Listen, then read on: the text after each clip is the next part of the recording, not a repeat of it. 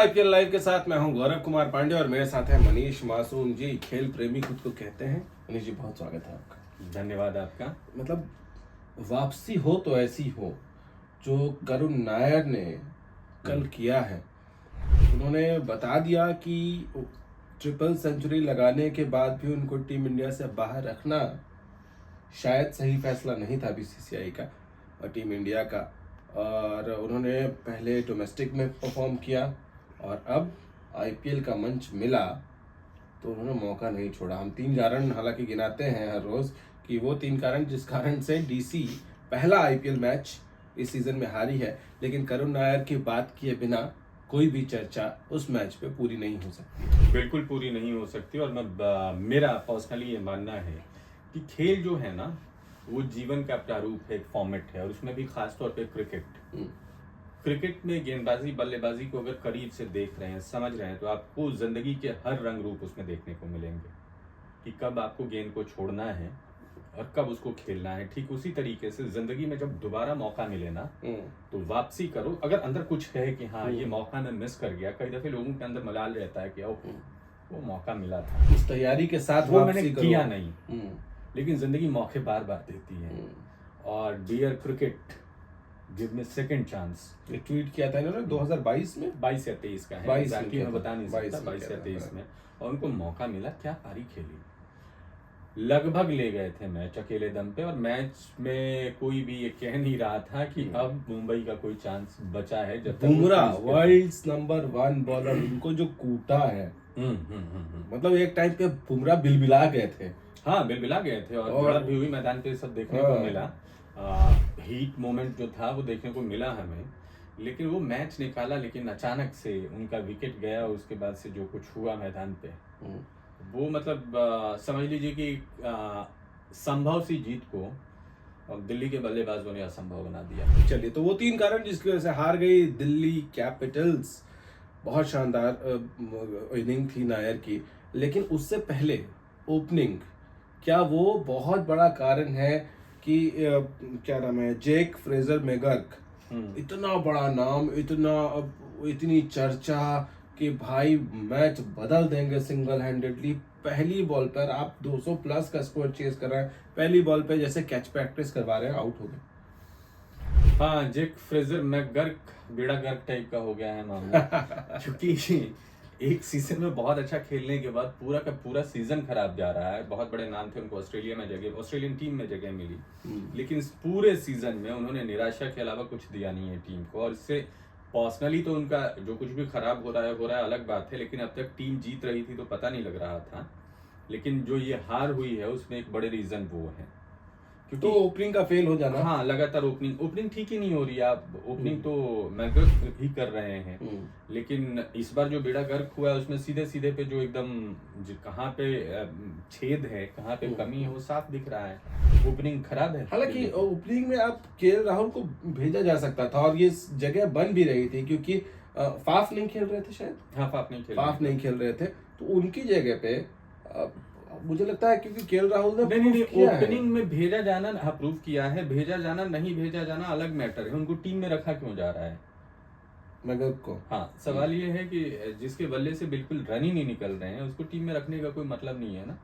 Team के पास और भी बल्लेबाज है, फाफ डू प्लेसी हैं, और वो तो ओल्ड वाइन की तरह चमकते गए। फाफ हालांकि चोटिल है अभी। अच्छा, चोटिल वो विराट का कैच लेते हुए उनके सर पे चोट लगी थी, तो इस वजह से सनी की टीम के पास खिलाड़ियों की कमी है। बहुत से खिलाड़ी हैं जिनको मौका दिया जा सकता है। करुण नायर के बारे में ही किसने सोचा था कि उनको उतारेगी टीम, इम्पैक्ट प्लेयर के तौर पे आए और पूरा का पूरा मैच ही पासा ही पलट दिया उन्होंने। ठीक है, तो ओपनिंग गड़बड़ जा रही है दिल्ली। तो एक दिल्ली की ओपनिंग जो पारी है, वो जोड़ी है, उसका गड़बड़ होना। दूसरा क्या, क्योंकि करुण नायर जब आउट हुए तो मैच लगभग वो दिल्ली की झोली में डाल चुके थे। वहां से बस सेंसिबल क्रिकेट खेलना था और मैच जीत सकते थे। उसके बाद केएल राहुल, अक्षर पटेल, स्टब्स, सब जिस तरह से सारे विकेट फेंक के गए हैं उसमें। अब करुण नायर ही इस मैच के सेंटर पॉइंट रहे हैं, तो करुण नायर की ही बात कर लें। जिस बॉल पे उनकी विकेट गई है ना, क्या बॉल थी वो सैंटनर की, क्या बॉल थी। मतलब धाकड़ से धाकड़ बल्लेबाज को कंफ्यूज कर दे वो।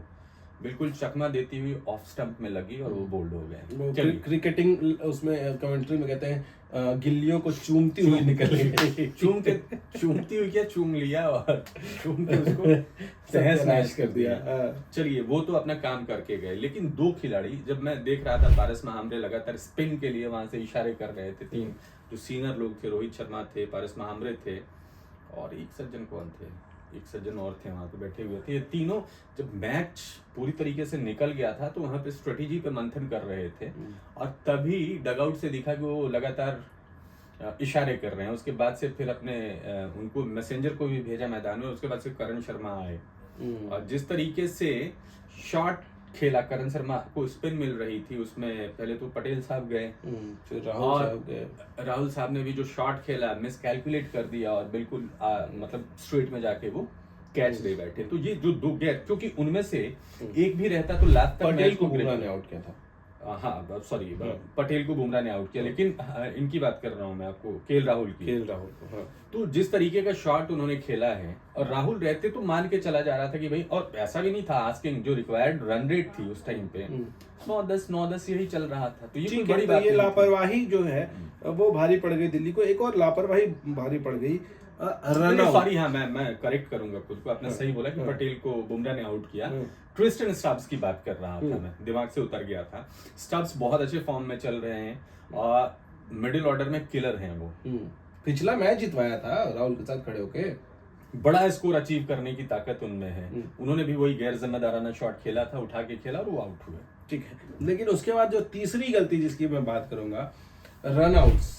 मतलब जब स्कोर ऐसा भी नहीं है कि आपको दौड़ना ही है, दुक्की लेनी ही है आपको, ये जबरदस्ती का 3 रनआउट्स।